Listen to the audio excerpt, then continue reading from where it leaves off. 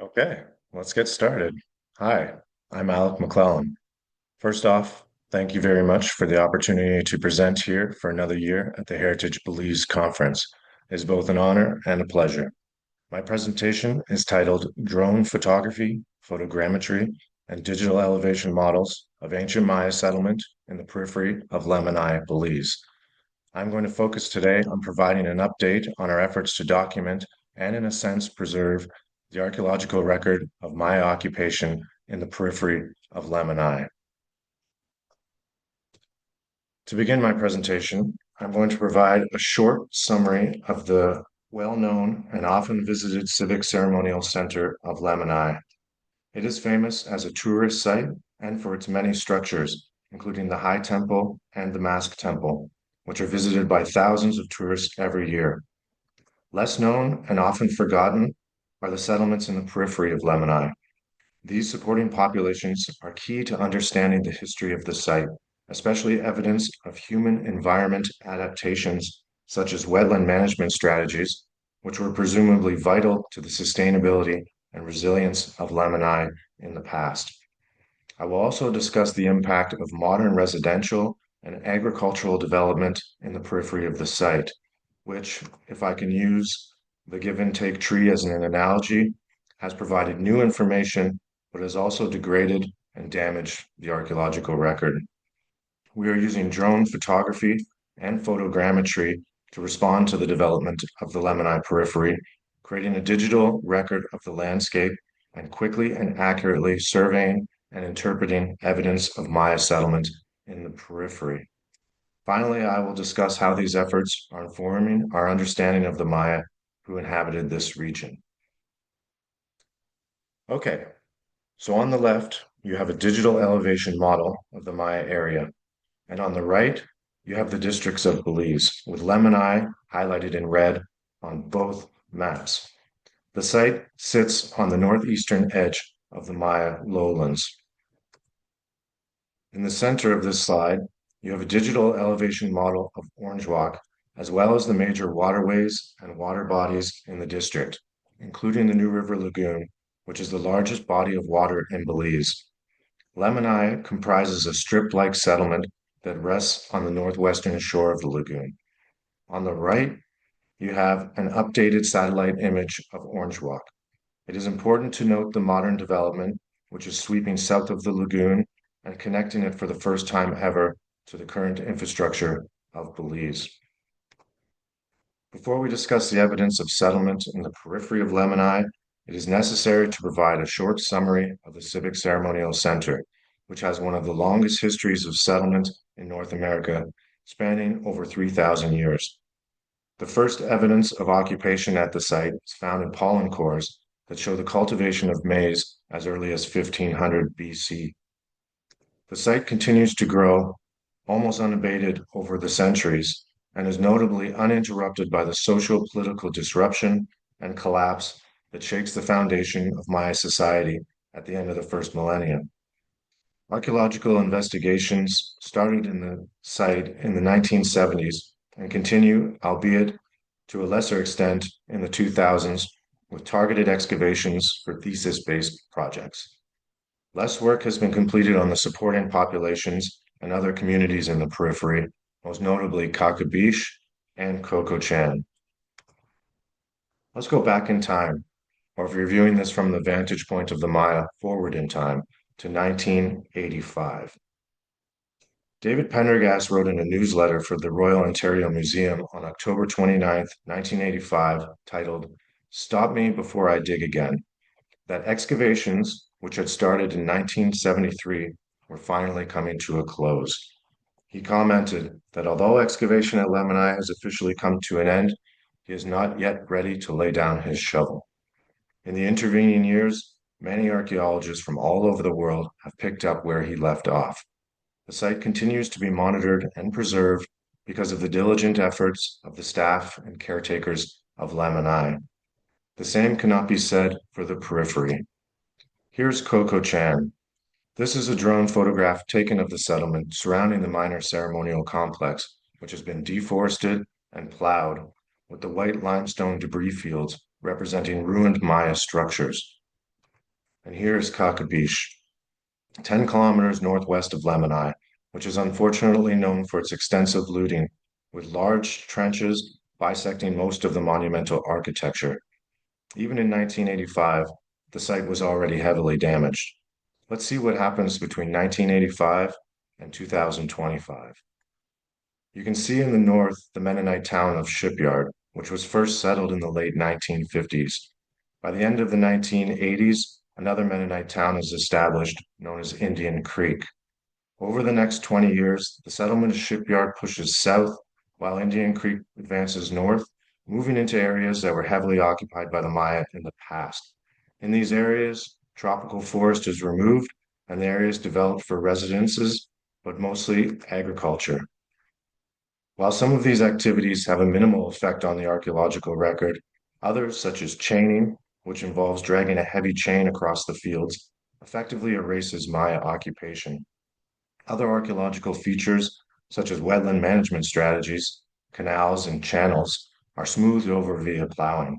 As you can see, the cultural transformation of the periphery makes it vital that we document the archaeological record as quickly as possible, because in the next 40 years, it is likely to be heavily damaged or buried under subsequent development. Luckily, we have been at this for the last 15 years, documenting and mapping Maya structures, first with traditional pedestrian survey techniques, indicated in white, and more recently with LiDAR, which is indicated in gray. We have already identified hundreds of structures with these methods, but as development rapidly advances, we have started to use new survey techniques to try to document the open fields, especially ones that have been recently cleared, as they provide the best visibility for identifying archaeological features. In the last 2 years, we have moved to drone photography to create a digital record of the periphery. Drones have several distinct advantages over traditional pedestrian surveys and LiDAR surveys. First, they are fast and efficient, covering large areas in a matter of minutes. They are also comparatively affordable and can take thousands of photos in days. Also, in areas with open fields, they have an advantage over LiDAR surveys in that visible light allows for detailed images of the ground, which can aid in identifying smaller and low-lying structures. There are some setbacks, such as storage and power, but these can be mitigated by data dumping and using multiple batteries. Once we have captured the photos, we can import them into photogrammetry software, such as Agisoft, which is the leading platform for this type of work. We can create 3D models, digital elevation models, and orthomosiacs, which help us to interpret the settlement patterns. Here's an example of an area we surveyed in the summer of 2025. Using the aerial imagery and the 3D model, as well as the digital elevation model, we can visually assess the results and see the ruined mounded platforms that once represented Maya structures. Here's a simple four-structure Plazuela group, which is represented by the mounded limestone debris fields. Over on the eastern side of the model, we see several large structures that were avoided by the agriculturalists, likely because of their height and size. Although they are currently preserved because of this avoidance, it is not uncommon for bulldozing activities to take place in these fields. Here's another example of the same field, showing an orthomosaic and two digital surface models, which are represented by different visualizations. There is another advantage to this type of work. The images can be altered to look for discrete patterns that might represent structures. For example, on the right, using a quantile mode for the model, it is possible to see a four-structure Plazuela group that is oriented in cardinal directions. In this image, I have provided a screenshot of the 3D model we saw earlier and its location on the digital surface model. By slowly investigating the images, as well as representing the elevation models with different visualizations and switching between the mediums, archaeologists can start to reconstruct the character of the Maya settlement and identify archaeological features that may be difficult to interpret on the ground. The image on the left shows the fields we have surveyed since 2023. In every field we assess, it is visibly obvious by the white limestone debris fields that the area was heavily occupied by the Maya in the past. We continue to look for this evidence and have been following it in multiple directions.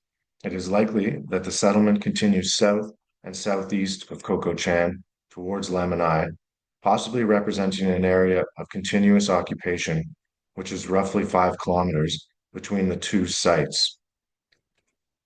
Let's zoom in on one of these fields. On the left, you see an orthomosaic of the field midway between Coco Chan and Lamanai. And on the right, we have highlighted Maya structures with rectangular polygons, which is a standard way of representing Maya settlements. Although this area was surveyed with traditional means and modeled with LiDAR, it is likely that both techniques still missed evidence of Maya occupation. Many of the discrete limestone patterns in the image, outside of the regular polygons, probably represent Maya structures or other changes to their landscape. Although we prefer to use remote sensing techniques such as LiDAR and photogrammetry, there are also interesting patterns that can be seen in satellite imagery. This is an image from 2024 of a small water body that is only 3 kilometers south of Coco Chan. Maya settlement is again represented by the limestone debris fields, this time viewable from space, that are neatly arranged into plazuela groups. Like Coco Chan, it looks like the Maya in this area are living on the margins of these low-lying water sources and improving them via wetland management strategies, probably farming communities that are supporting the large populations in this region. Here's an updated, but as of yet still incomplete model of the site of Coco Chan. The large gap in Maya occupation in the center of the image is the location of a bajo, or seasonally inundated swamp, which seems to be a focal point for the community.